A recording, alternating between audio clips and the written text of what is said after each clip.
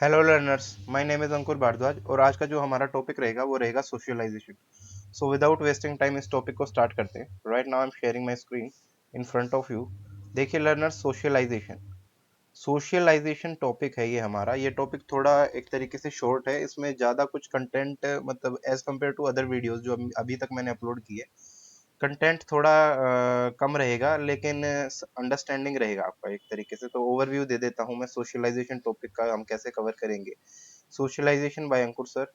पहले हम सोशलाइजेशन को समझेंगे कि सोशलाइजेशन होता क्या है, सोशलाइजेशन होता क्या है, और उसके बाद डायरेक्ट सोशलाइजेशन और जो सोशलाइजेशन के टाइप क्या होते हैं, रोल क्या होता है सोशलाइजेशन का, और उसके अलावा हम पढ़ेंगे कि रीसोशलाइजेशन और डीसोशलाइजेशन में क्या डिफरेंस होता है।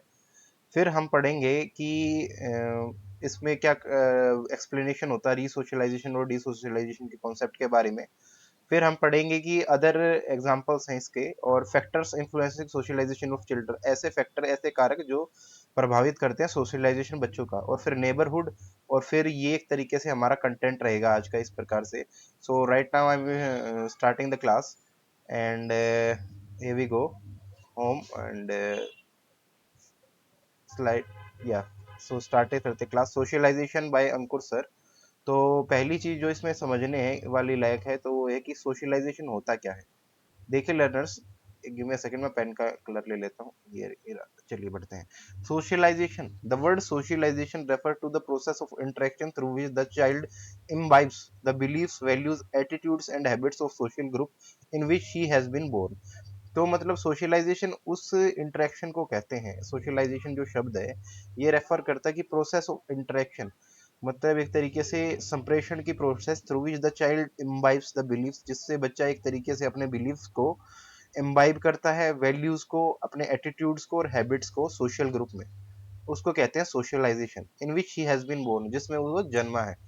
फ्रॉम सोसाइटी व्यू पॉइंट, और सामाजिक दृष्टि से देखें तो सोशलाइजेशन इज द प्रोसेस, ये एक ऐसी प्रोसेस होती है थ्रू विच सोसाइटी ट्रांसमिट्स इस कल्चर, जिसमें जो समाज होता है अपने कल्चर को ट्रांसमिट करता है फ्रॉम जनरेशन टू जनरेशन, अपने जनरेशन से दूसरे जनरेशन की ओर। ऐसे इस प्रकार ऐसे सोच सकते हो कि ये एक पहली जनरेशन थी, ये सेकंड जनरेशन, ये थर्ड जनरेशन, ये फोर्थ जनरेशन।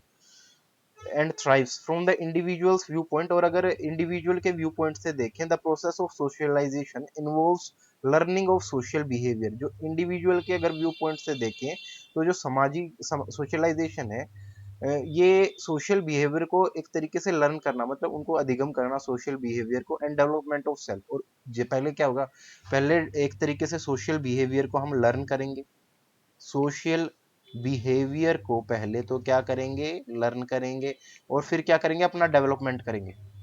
पहले तो बिहेवियर को लर्न, फिर उसे अपना डेवलपमेंट करेंगे ऑफ सेल्फ, अपने खुद का। She learns to act. Let's have a look at some of the basic features of socialisation. तो अभी कुछ सोशलाइजेशन के कुछ बेसिक फीचर्स को हम देखेंगे। Socialisation inculcates basic discipline in an individual. जो सोशलाइजेशन होता है ये एक बेसिक डिसिप्लिन होता है किसी भी इंडिविजुअल में। An individual in an attempt to gain social approval. और कोई भी एक पर्टिकुलर जो इंडिविजुअल होता है वो क्या करता है, अपना सोशल अप्रूवल करता है एक तरीके से। मतलब एक अटेम्प्ट होता है, एक प्रयास होता है जिसपे जो सोशल अप्रूवल को वो गेन करता है। लर्न्स टू कंट्रोल हिज और हर इम्पल्सेस, और उसके द्वारा अपने इम्पल्सेस को कंट्रोल करता है। फ्रॉम बर्थ टिल डेथ, जन्म से लेके मृत्यु तक, from birth till death. An individual learns to conform to society's norms and maintain social order. एक जो इंडिविजुअल होता है वो कंफर्म करता है सोसाइटी के नॉर्म्स को, सोसाइटी के नॉर्म्स को, एंड मेंटेन, और मेंटेन करता है सोशल ऑर्डर को, सोशल ऑर्डर को वो एक तरीके से मेंटेन करता है। These rules and procedures become part of an individual life. और ये जो रूल और प्रोसीजर होते हैं किसी इंडिविजुअल के जीवन का एक तरीके से पार्ट बन जाते हैं, भाग बन जाते हैं। एंड कंट्रोल हर और his behaviour as parts of norms of society, और उसके बिहेवियर को कंट्रोल करते हैं। जो हमारा जैसे सोसाइटी के कुछ नॉर्म्स होते हैं, कुछ क्राइटेरिया होते हैं जो फॉलो करने ही होते हैं किसी इंडिविजुअल को, ये उसमें हेल्प करते हैं। अनएनिमिटी अमंग एजेंट्स ऑफ सोशलाइजेशन। देखिए लर्नर्स, आपने कभी कहीं पहले भी पढ़ा होगा कुछ लर्नर्स ने कि एजेंट्स ऑफ सोशलाइजेशन होते हैं, जैसे unanimity among agents of socialisation aids in its process. Conflict between different agencies of socialisation. सोशलाइजेशन की अलग अलग एजेंसीज होती हैं हमारी, जैसे home, school, peer and media. ये आपको पता ही होगा, सोशलाइजेशन की डिफरेंट एजेंसीज होती हैं, जैसे घर, school, peer and media will result in dilemma. Dilemma का मतलब होता है confusion among the ideas, example and skill transmitted from one agency to other. और इसमें क्या होता है, एक एजेंसी से दूसरी एजेंसी में ये ट्रांसमिट किए जाते हैं। This will result in slower and ineffective socialisation. और इसके कारण क्या होगा, स्लो मतलब धीमा हो जाएगा, और सोशलाइजेशन इनइफेक्टिव हो जाएगा, मतलब उसका जो इफेक्टिव लेवल है वो घट जाएगा। Formal and non formal socialisation. अब सोशलाइजेशन के दो टाइप्स होते हैं, फॉर्मल और non formal. Formal socialisation happens through direct instruction. जो फॉर्मल सोशलाइजेशन कैसे होता है, डायरेक्ट इंस्ट्रक्शन के द्वारा होता है, फ्रॉम एजुकेशनल इंस्टीट्यूशन, जो कि शिक्षा के क्षेत्र होते हैं, institutions. And non formal socialisation, और दूसरा प्रकार होता है नॉन फॉर्मल। फॉर्मल तो आप देख, जैसे जनरल लैंग्वेज में भी आता है फॉर्मल, कहते हैं नहीं फॉर्मल तरीके से काम करता है, मतलब जो हमारे गवर्नमेंट के नॉर्म्स वगैरह होते हैं उसके हिसाब से अगर जनरल मीनिंग देखा जाए। तो नॉन फॉर्मल सोशलाइजेशन क्या होता है, जैसे जो एक तरीके से फॉर्मल हो गया, और जो दूसरा हो गया वो हो गया नॉन फॉर्मल, जो फॉर्मल नहीं होता है, जनरल मीनिंग अगर समझे तो। Non formal socialisation happens through agencies like home. तो ये कहाँ पे होता है नॉन फॉर्मल सोशलाइजेशन, जैसे घर में होता है। Family is of course the primary, ये सबसे इंपॉर्टेंट क्वेश्चन है, family is of course the primary and the most important sources of education. जो हमारा परिवार होता है वो सबसे प्राइमरी, प्राइमरी मतलब बिल्कुल बेसिक, और most important sources of education होता है, where children learn their language, जहाँ पे बच्चे अपनी लैंग्वेज को सीखते हैं, अपनी भाषा को सीखते हैं, अपने कस्टम्स को सीखते हैं, कल्चर्स को सीखते हैं और वैल्यूज को सीखते हैं। Socialisation is a continuous life long process. Socialisation एक हमारी सतत चलने वाली, कंटिन्यूस का मतलब है सतत चलने वाली, और लाइफ लॉन्ग प्रोसेस है मतलब पूरी जिंदगी चलती है। And does not stop even when a child, socialisation मतलब जब तक बच्चा बड़ा नहीं हो जाता तब तक ये चलती रहती है। Socialisation occurs through a variety of mechanism.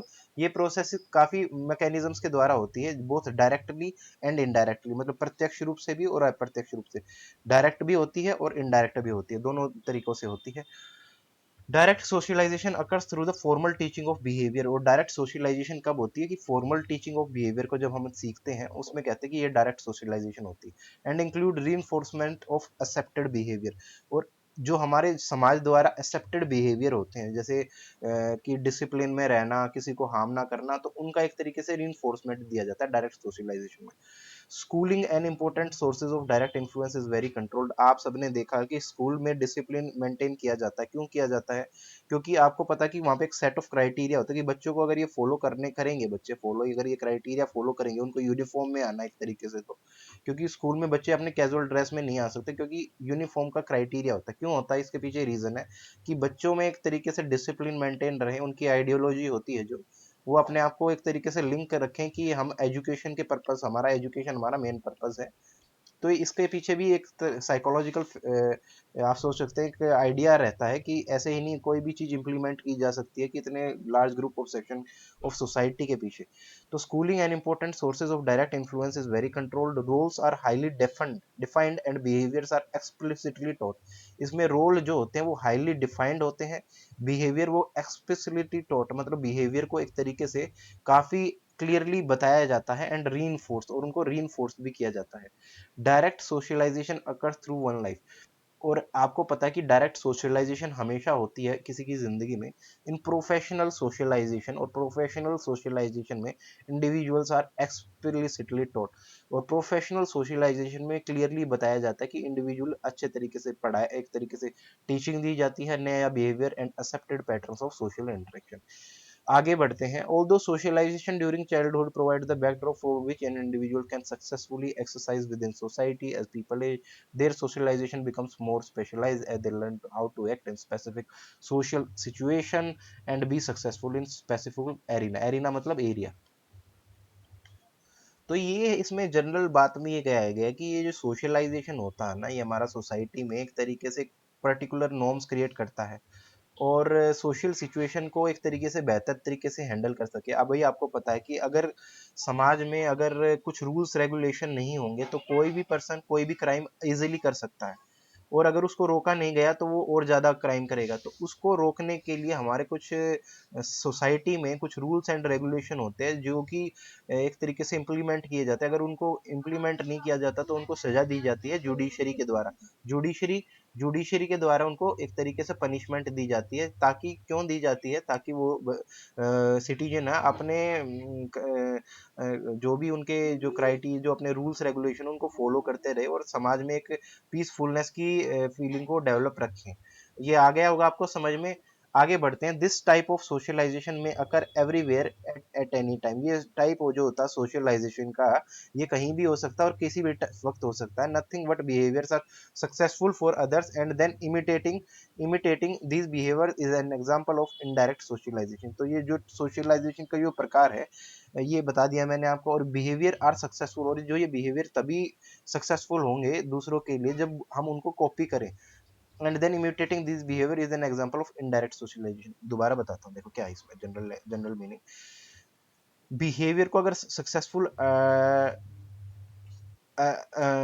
अपनी जिंदगी में अटेम्प्ट करना है और फिर उनको इमिटेट करना है, ऐसे बिहेवियर को is example of indirect socialisation. तो ये इनडायरेक्ट सोशलाइजेशन का एक टाइप है। इसको और आगे बढ़ेंगे तो और बेहतर समझ में आएगा। By providing access to situation and restriction from other situation. मतलब सिचुएशन को एक्सेस कराना, रिस्ट्रिक्शन कराना दूसरी सिचुएशन से। Socialising agents informally affect what roles and behaviour are learn. Socialising agents informally effect करते हैं कि कौन से रोल्स और बिहेवियर हमने सीखे हैं।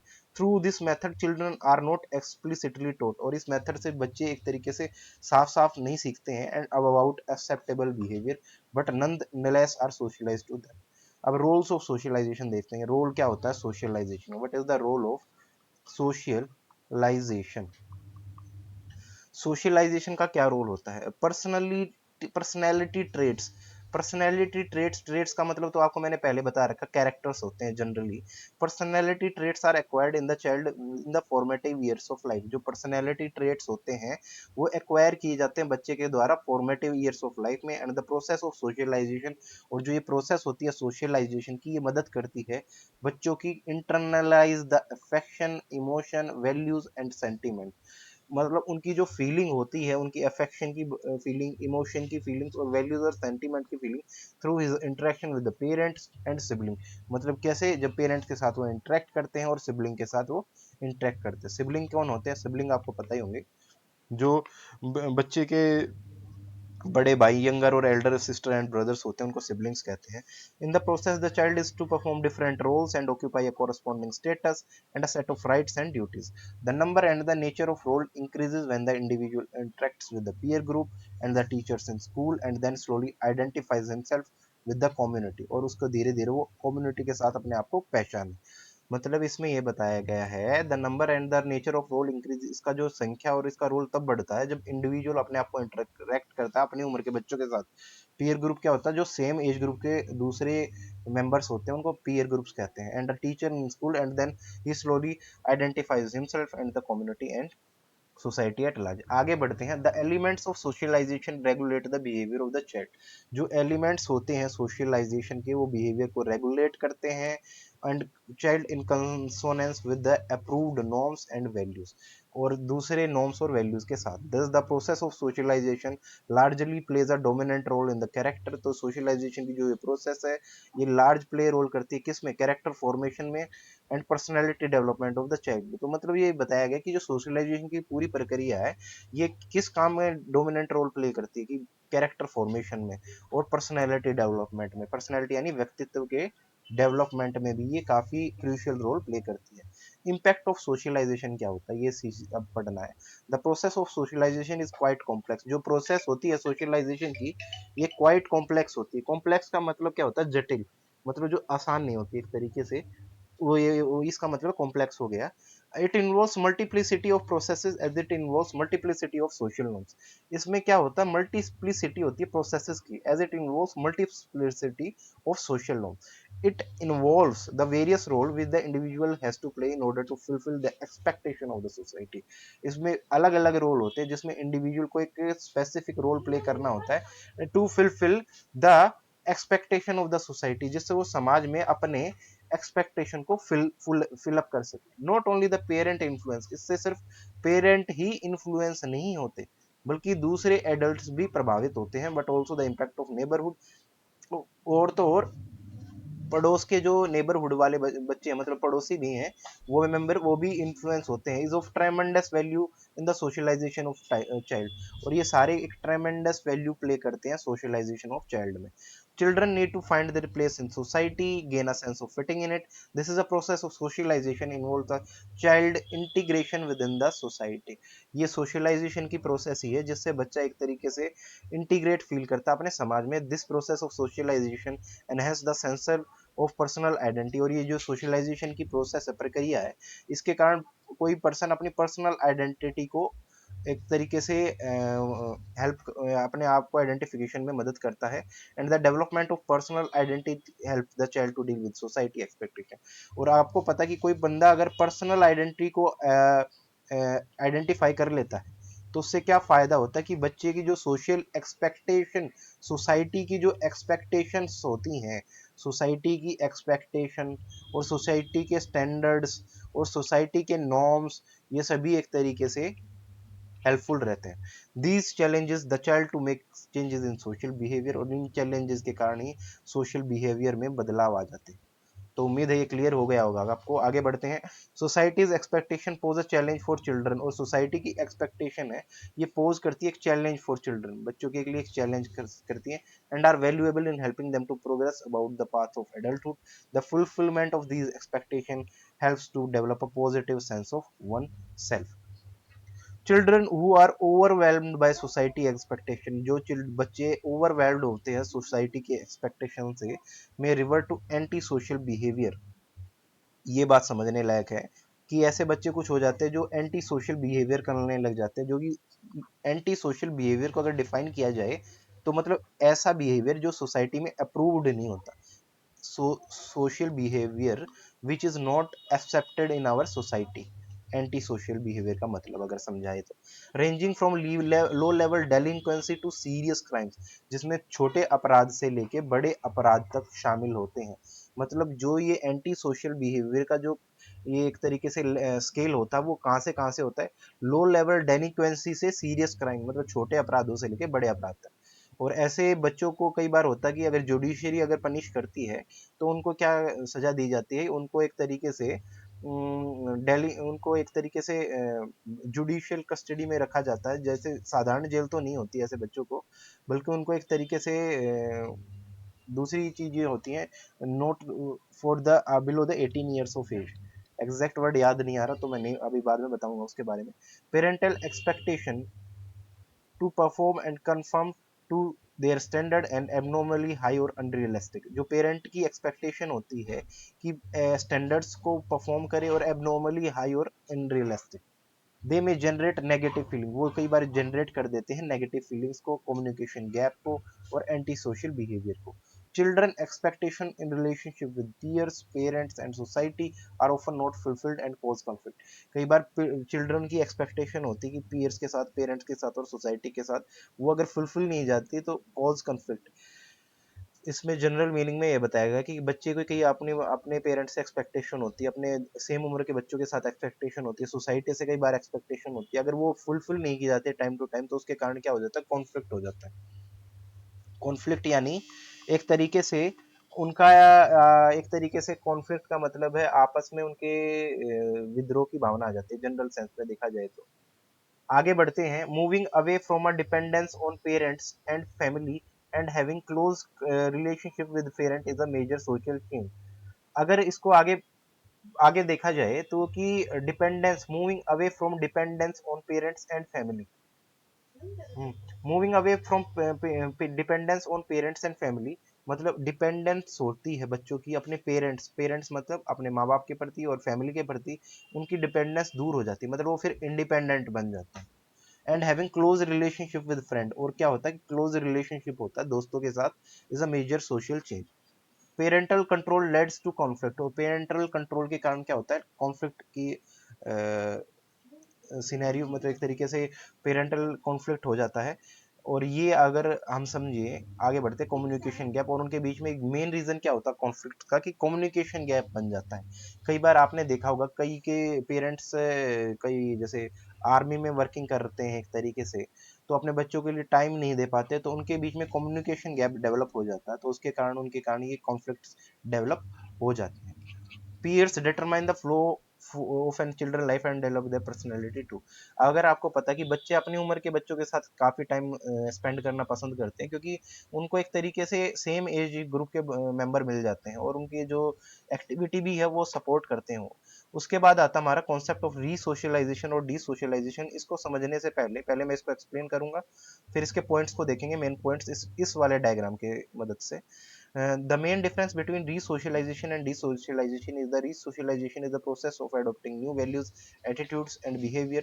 मतलब resocialization एक ऐसी प्रोसेस है जिसमें हम न्यू वैल्यूज को डेवलप करते हैं और उसके अलावा एटीट्यूड्स एंड बिहेवियर को भी डेवलप करते हैं। But in contrast desocialization is the process of giving up old values and attitudes and behaviour. दोबारा बता देता हूँ, रीसोशलाइजेशन और डिसोशलाइजेशन में मेन डिफरेंस क्या है कि रीसोशलाइजेशन में न्यू वैल्यूज को अडॉप्ट करते हैं, एटीट्यूड्स को अडॉप्ट करते हैं, बिहेवियर को अडॉप्ट करते हैं, बट डिसोशलाइजेशन में हम ओल्ड वैल्यूज को क्या करते हैं, गिव अप कर देते हैं, एटीट्यूड्स को गिव अप कर देते हैं एंड बिहेवियर्स को भी गिव अप कर देते हैं।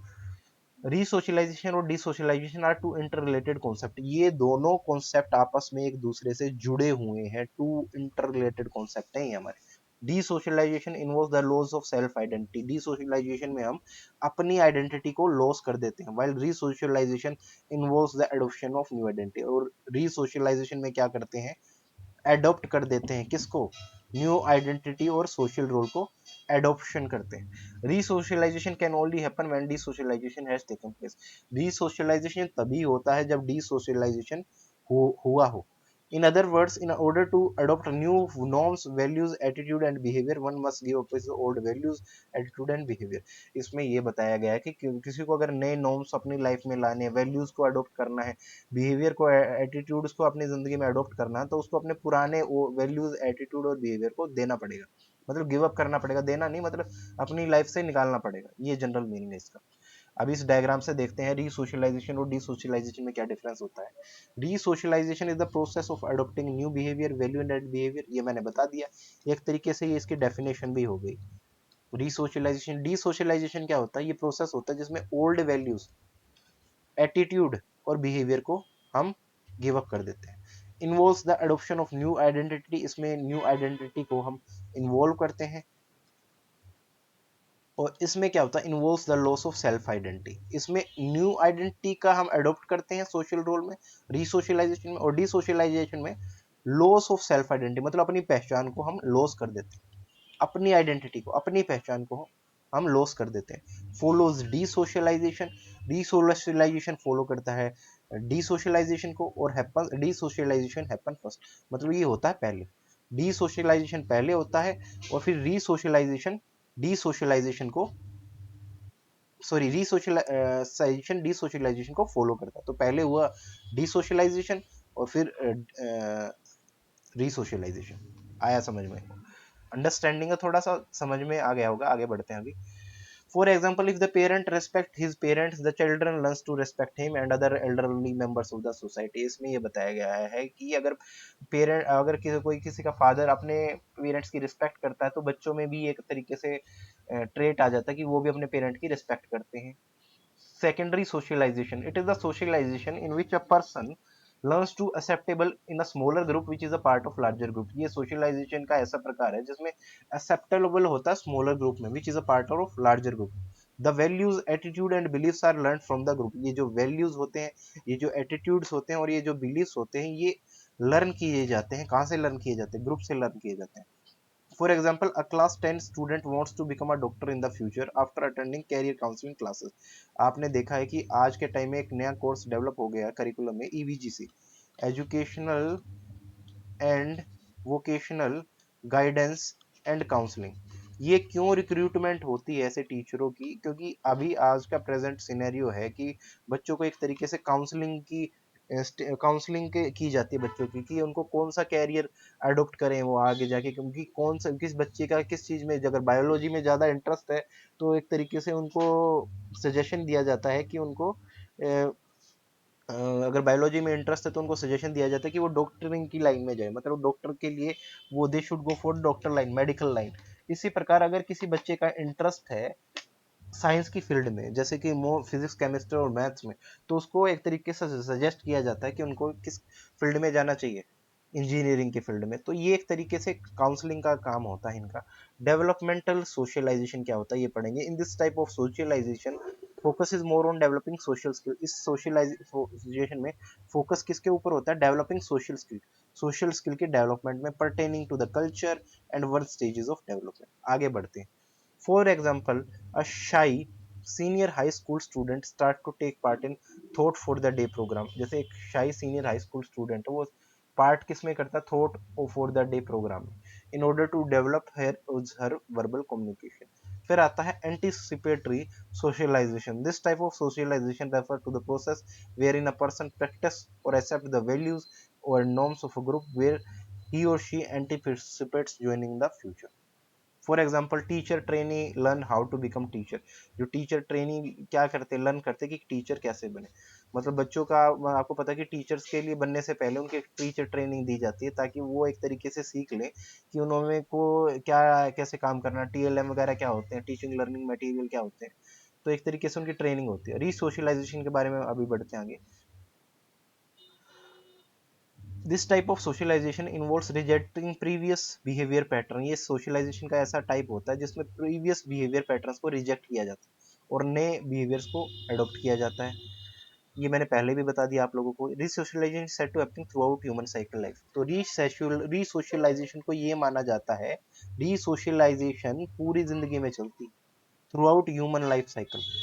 For example, when a person changes his or her job, he tends to pick up the culture of his or her new job। Agents of socialisation क्या होते हैं?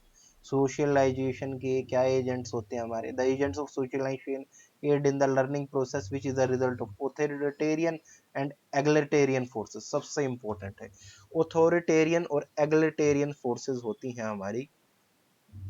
दो टाइप्स की सोशलाइजेशन के इसमें ये बताया गया कि agents of socialisation learning process में कैसे ऐड करते हैं, जिसके कारण क्या रिजल्ट आता है, क्या कंक्लूजन आता है कि ऑथोरिटेरियन और एग्लिटेरियन फोर्सेस।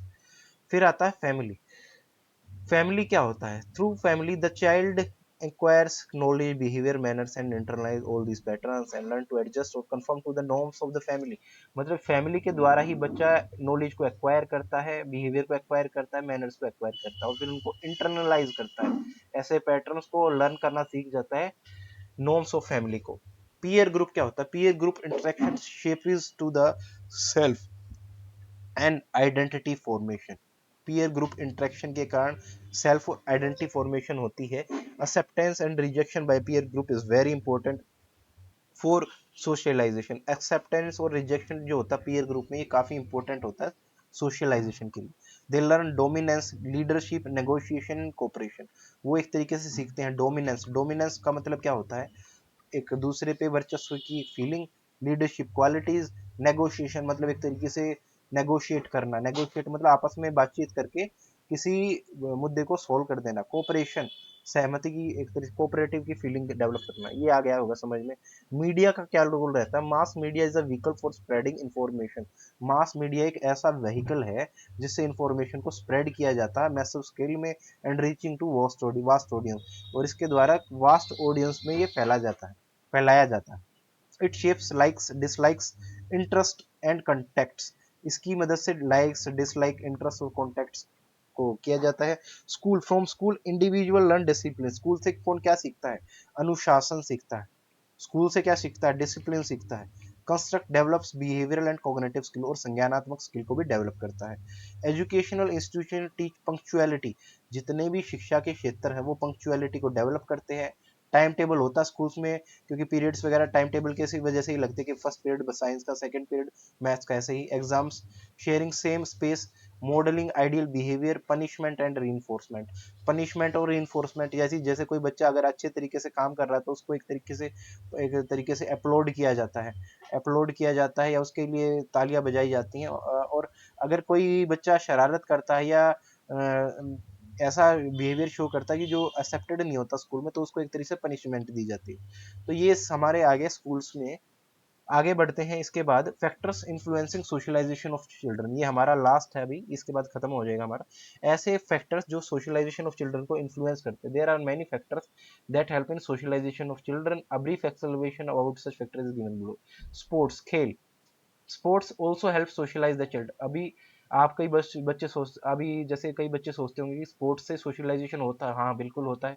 स्पोर्ट्स क्या करती है, सोशलाइजेशन करने में मदद करती है। There is a natural display of social interaction in sport, it is in sport that is a spirit of healthy struggle.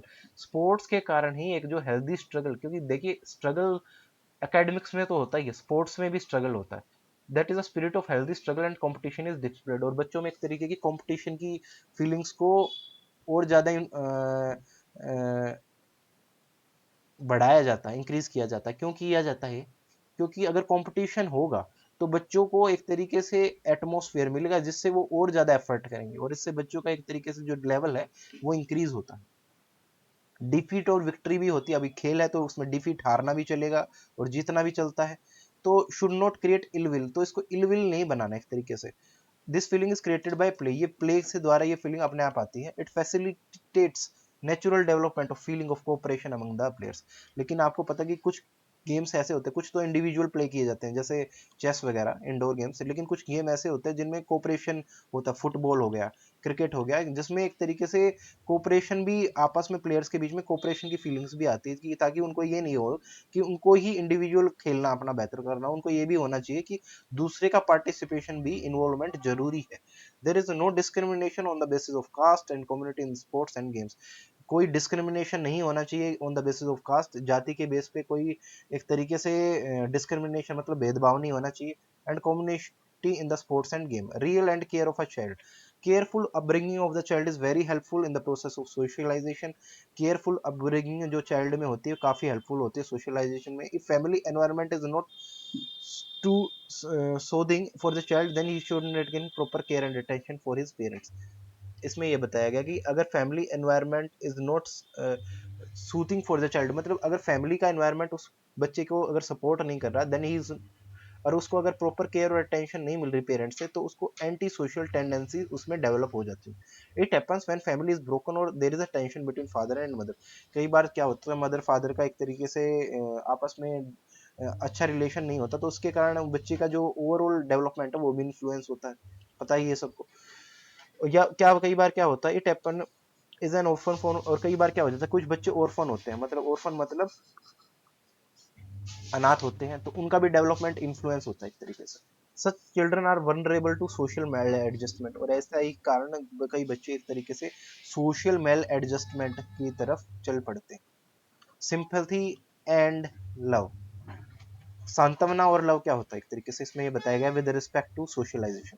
A drastic change can be brought in a child by just by word of sympathy and love during infancy and early childhood. शिशु अवस्था से लेके early childhood तक a child is fully dependent on his family and other relative. तो इसमें इस time period में जो बच्चा होता है वो कंप्लीटली किसके प्रति झुकाव होता है, अपने परिवार के प्रति और अपने रिलेटिव्स के प्रति। If a child is sympathetically and lovingly dealt by kith and kin, he will behave with others in the same manner। अगर कोई पेरेंट्स अपने बच्चे, या कोई पेरेंट्स तो नहीं, जैसे रिलेटिव अपने बच्चे के साथ अच्छा बिहेवियर नहीं करते, तो उसके कारण वो भी उनके साथ ऐसा ही बिहेवियर करता है। स्ट्रिक्ट सुपरविजन, मतलब स्ट्रिक्ट सुपरविजन का मतलब क्या, for example for successful socialisation strict supervision by the family members is necessary. Child may commit many things wrong just in order to get pleasure of doing, hence if his activities are properly monitored he will not be able to develop antisocial behavior। आगे बढ़ते हैं, cooperation. Cooperation given to the child creates we feeling of for him, he comes to know that many difficult task can be fulfilled very easily if cooperative and united efforts are there. अगर cooperation में ये बताया गया है कि कोई बच्चा अगर डिफिकल्ट टास्क आसानी से कर लेता है, तो एक तरीके से उसमें एक यूनाइटेड की एफर्ट की फीलिंग भी डेवलप हो जाती है। In this way child also extend hands of cooperation and others member of the society. Advice क्या होता है, a child generally acts in accordance with the suggestion given by his और her well wishers. Suggestion are given timely, अब बच्चे को time to time suggestion भी देना चाहिए, कि उनके ऊपर एक तरीके से उनके रिलेटिव्स को फीडबैक भी देना चाहिए कि तुम्हारा अगर एकेडमिक में अच्छा है मार्क्स, तो तुम किन वीक पॉइंट पे ज्यादा काम कर सकते हो जिससे तुम्हारा स्कोर और अच्छा हो जाए। तो ये सजेशन मतलब सुझाव हो गए या एडवाइस होगी या सलाह देना होगी। she does not face the negative consequences of her reaction, it will improve process of socialization. इससे क्या होगा कि socialization की process और ज़्यादा improve होगी and led to better socialization, और इससे के कारण better socialization हो जाएगी. Religion, धर्म का क्या काम होता है? Religion has important contribution with regard to socialization. Religion का भी important socialization पे काफी important रहता है. The child interacts with our other children belonging to her or his own religion and other children having faith in their religion. जैसे कई बच्चे होते हैं, ऐसा मैं ये नहीं कहता कि सभी बच्चे ऐसे होते हैं, कुछ बच्चे होते हैं कि वो अपने रिलीजन वाले बच्चों के साथ ही बैठना पसंद करते हैं. क्यों होता है ऐसा? This is a religion factor behind that. Fellow feeling की एक तरीके से उनमें ये फीलिंग होती है. Attitude of adjustment leads to socialization in the truces. तो इसको एक जनरल सेंस से समझ के आपको एक तरीके से रिटेन करना अपनी मेमोरी में कि आपको रिलीजन कैसे इन्फ्लुएंस होता है सोशलाइजेशन में. मतलब फैक्टर है ये, हमारा रिलीजन कैसे इन्फ्लुएंस करता है सोशलाइजेशन को. फिर आता social category. The social category caste of a children tries to socialise them according to specific ideals, attitude, customs, traditional and culture. अभी सभी व्यक्तियों का अपना ट्रेडिशन होता है, कल्चर होता है. This is the reason why the process of socialization of children belonging to different caste different apparently decision. आ गया होगा समझ में. लास्ट आता पॉइंट नेबरहुड. अभी कई कुछ बच्चे सोचते होंगे कि नेबरहुड कैसे इन्फ्लुएंस करता सोशलाइजेशन को. तो ये भी करता, कैसे करता भी बता देता हूँ. Neighbourhood is a wider and enlarge family. अभी आप कुछ लोग अगर मानते हैं कि उनका जो पड़ोस का एक तरीके से वो भी उनकी एक फैमिली कंसिडर करते हैं कुछ लोग जिनका अच्छा रिलेशनशिप होता है उनके नेबर के साथ. If the neighbourhood is wholesome constructive and conducive. Conducive का मतलब होता है सूटेबल. सूटेबल, कंड्यूसिव का मतलब suitable. Then socialisation of child will be in a positive direction. अगर नेबरहुड अच्छा है तो ये पॉजिटिव डायरेक्शन में जाएगा. अगर उसका उल्टा क्या होगा, ऑन द कंट्रास्ट, ये contrary, bad neighbourhood is likely to spoil the development. अगर किसी का पड़ोस अच्छा नहीं होता, मतलब नेबर अच्छे नहीं है, उनके नेबर अच्छे नहीं है, तो ये उनका डेवलपमेंट को क्या करेगा, उल्टी डायरेक्शन में, अपोजिट डायरेक्शन में इन्फ्लुएंस करेगा.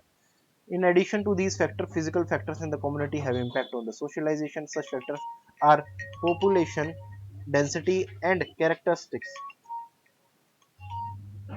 देखिए ये बताता हूँ, कुछ फैक्टर्स ऐसे होते हैं जैसे पॉपुलेशन डेंसिटी, जनसंख्या का घनत्व, और characteristic, noise arrangement and types of houses and places. ये सभी हमारे इसके ही फैक्टर्स हैं. ये फैक्टर भी सोशलाइजेशन को इम्पैक्ट करते हैं. कौन कौन से? जैसे हमारे population density, characteristics, noise arrangement और टाइप्स ऑफ हाउसेस. ये भी थोड़े या कुछ लेवल पे एक तरीके से हमारा सोशलाइजेशन को इम्पैक्ट करते हैं. तो लर्नर्स, उम्मीद है आपको समझ में आ गया होगा हमारा टॉपिक, आज का टॉपिक सोशलाइजेशन, जिसको मैंने काफ़ी अच्छे तरीके से एक्सप्लेन किया है. अगर आपको मेरा चैनल अच्छा लगे तो मेरे चैनल को इसी प्रकार लाइक, शेयर और कमेंट जरूर कीजिए. और मैं दोबारा आपसे रिक्वेस्ट करता हूँ, शेयर ज़्यादा से ज़्यादा लोगों को तक कीजिए, क्योंकि मैं ऐसे ही फ्री वीडियोस अपलोड करता हूँ और करता रहूँगा, जिससे मैक्सिमम बच्चों का एक तरीके से बेनिफिट हो सके और वो अपने कह सकते हैं कि फ्री एजुकेशन और अपनी एजुकेशन को एक तरीके से अपडेट रख सके और एजुकेशन को और ज़्यादा इम्प्रूव कर सके. तो मिलते हैं नेक्स्ट वीडियो में, इसी प्रकार कुछ नया सीखेंगे नेक्स्ट वीडियो में, जैसे आज हमने सोशलाइजेशन किया, और आगे बढ़ेंगे. तो हैव अ गुड डे और मिलेंगे नेक्स्ट वीडियो में कुछ नया सीखेंगे. Thank you.